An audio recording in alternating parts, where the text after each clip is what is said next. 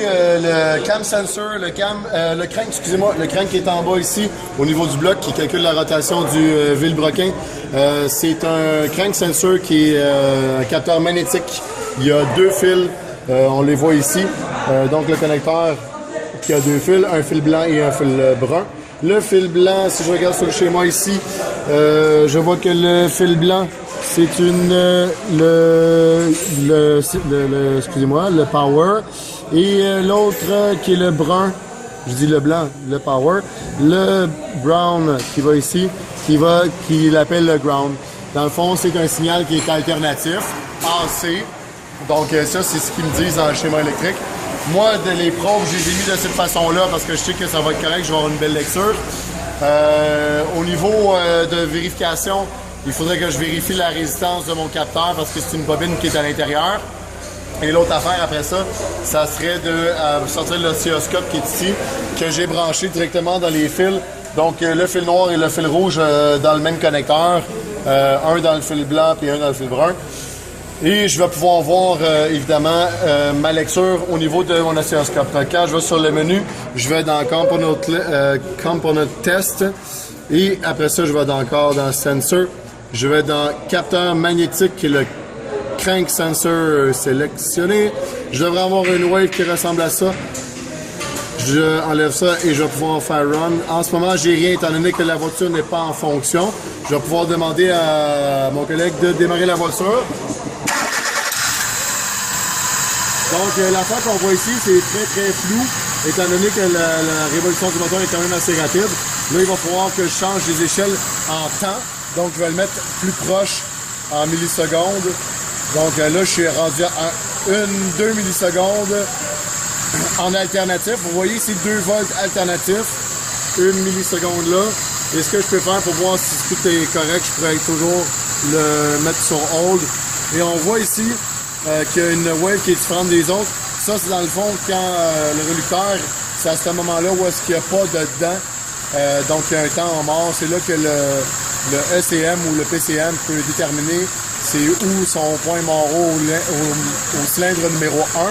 Je vais le remettre sans le geler, sans le mettre sur hold. Je vais changer le temps encore, en mettre un peu plus rapidement. Donc, on voit quand même toute la forme au complet. Pas encore. Encore une fois. Et là, d'après moi, avec 5 millisecondes, je devrais presque tout voir.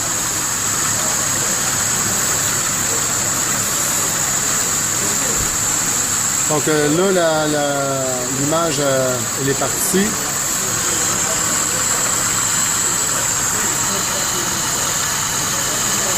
voilà. Donc là, ici, on la voit. On voit que à ce moment-là, il n'y a pas de dents et tout ça, c'est les dents, dans le fond, sur le relucteur, jusqu'à temps que ça retombe à un autre cycle. On voit ici la fréquence, on peut le voir ici. C'est important de vous autres de voir, évidemment, plus je vais vite avec le moteur, plus les fréquences vont être rapides. Donc, je pourrais toujours demander à mon élève d'accélérer. Je vais changer en millisecondes ici. On va voir ici. Regardez que la hauteur est à peu près de 2 volts et demi, presque 3 volts. Donc, positif, négatif. En plus que ça même. Donc, par compartiment, c'est 2 volts. Fait que 4 volts, 1 volt en haut, fait que presque 8 volts en ce moment. On voit aussi pic à pic, à peu près 10 volts, on voit même. Fait que là, je vais demander à mon élève d'accélérer, puis on va voir que le temps on va être obligé de changer. Regardez comment les pics ont changé, étant donné que la voiture va beaucoup plus vite. Je vais même changer les échelles.